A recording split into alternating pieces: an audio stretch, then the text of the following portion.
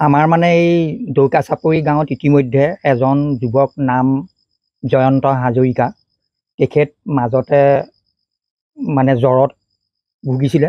জ্বৰত ভোগাৰ পিছত তেখেতক আমাৰ মিছনলৈ লৈ যোৱা হৈছিলে। মিছনলৈ নিয়াৰ পিছতে আমি এটা সন্দেহ কৰিছিলে, স্বাস্থ্য বিভাগেও মানে এটা সজাগতা ল'বলৈ বিচাৰিছিলে। যিহেতু আমাৰ জামুগুৰি অঞ্চলত ইতিমধ্যে জমিদাৰী চুকত জাপানীজ এনকেফ্লাইটিছত এজন যুৱক ঢুকাইছে।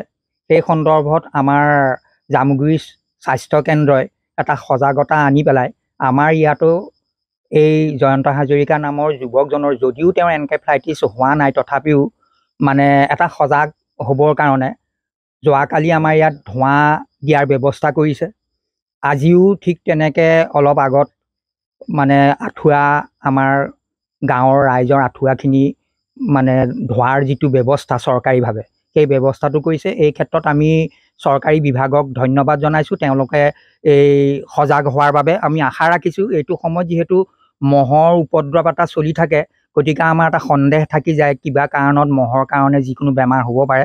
গতিকে স্বাস্থ্য বিভাগে যিটো সচেতনতা লৈছে তাৰ বাবে আমি তেখেতসকলক ধন্যবাদ জনাইছোঁ।